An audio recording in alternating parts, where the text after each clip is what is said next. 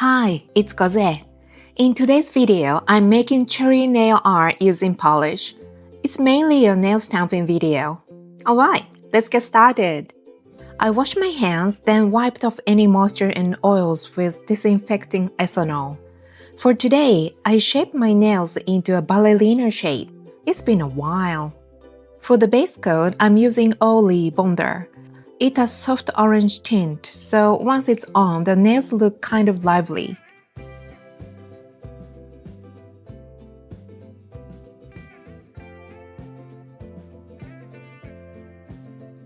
Oops, I got some polish on my skin.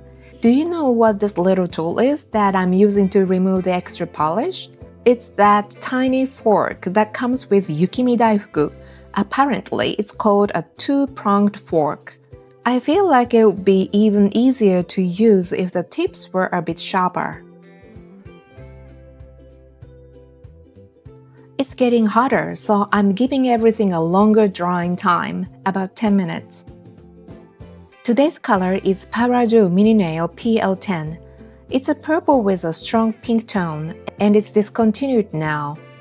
The Mini Nail series is sold at 7-Eleven, but since they release new colors about every 6 months, you really have to grab your favorites right away.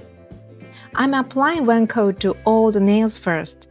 Since it's hot, bubbles tend to form easily, so I'm keeping the layers thin.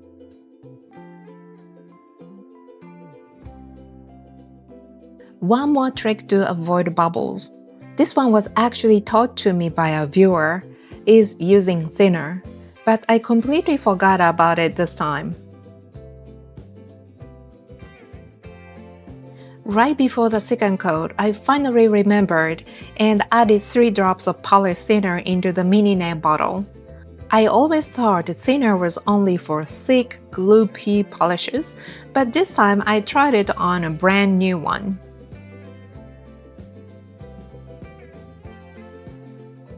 I turn the bottle upside down and roll it fast between my palms.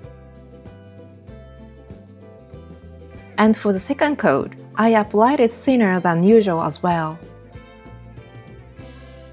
By thinning the polish a little, applying each coat thinly, and giving it a longer drying time, I ended up with 0 bubbles this time. Amazing! Maybe it was just luck, but feel free to try it yourselves too.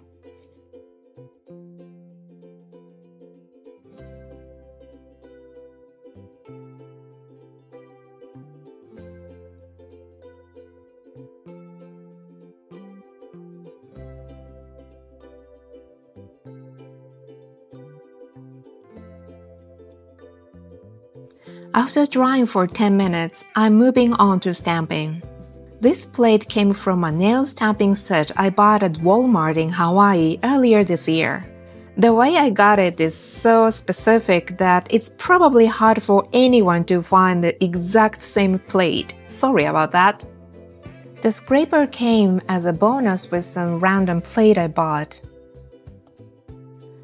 This white polish from Oli was on sale in Hawaii.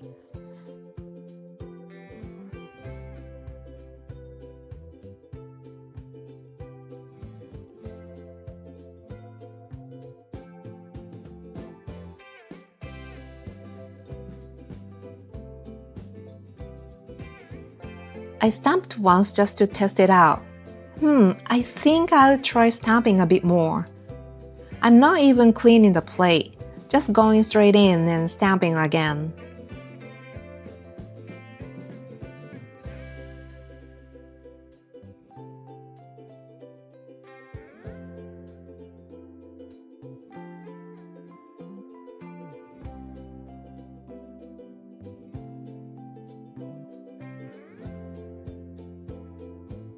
With each stamp, it kept getting cuter and cuter, to the point where I, a fully grown lady, started wondering if it's okay for me to wear something this lovely.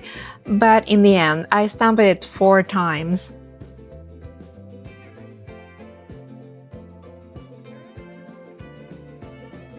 This plate is from Allergies. They are actually a company based in Hawaii. I'm stamping stripes using the white oily polish.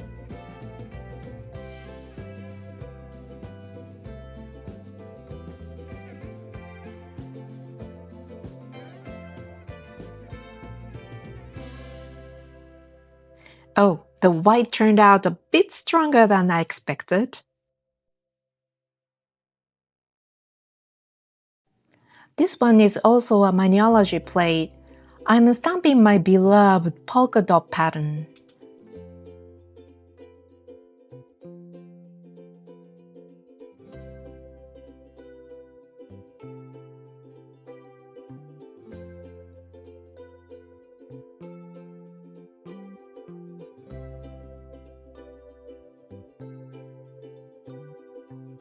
I'm cleaning the plate now.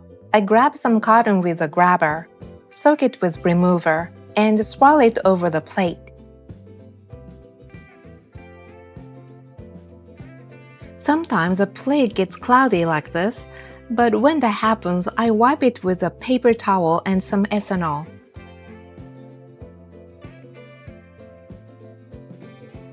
And if I finish it off with a makeup puff, it turns shiny again. These stamping polishes, the red and the green, are from an overseas shopping site. I'm stamping with both colors today.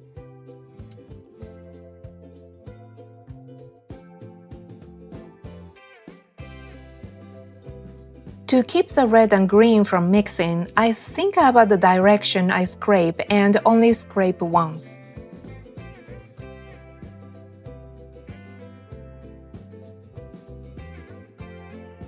The white stripes really were stronger than I expected. Tragic. Now I'm applying a top coat I bought from an overseas site directly onto the stamper. Most top coats repel when you put them on a stamper, but this one doesn't. Once I'm done applying it, I count to 20. Stamping this layer first keeps the cherry design from melting or smudging when I apply the top coat. This smudging risk is really one of the tricky parts of doing polish-based nail art, isn't it? I'm stamping the top coat onto the other stamped nails as well. Counting 20 seconds.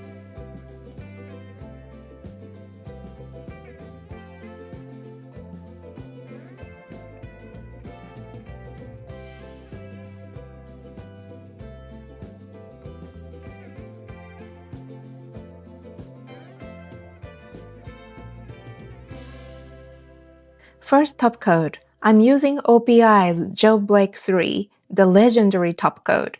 If you don't have Jailbreak, I recommend the Paradu Gel Top Coat from 7-Eleven. Both of them resist shrinking and don't crack easily. They are my favorites. Since I stamped that first layer of top coat to create a protective film, I can apply top coat like this without the cherry design melting or smudging.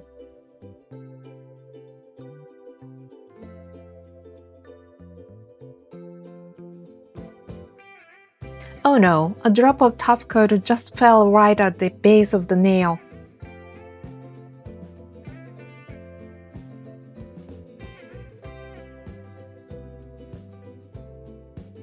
Even one layer of top coat already gives that smooth, glossy finish, but for protection, I'm adding one more layer.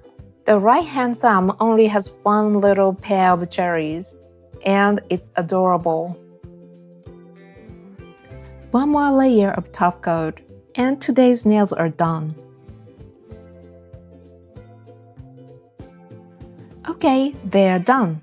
This design might look a little too young for me, but right after doing this nail art, I had a 16-day business trip guiding a Japan tour for guests from Europe and the US. So I thought, well, Western guests are usually pretty forgiving, and maybe a bold, eye-catching design would actually be better.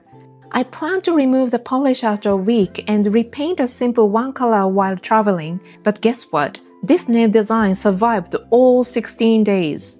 And this is after 16 days. Well, actually 18 days.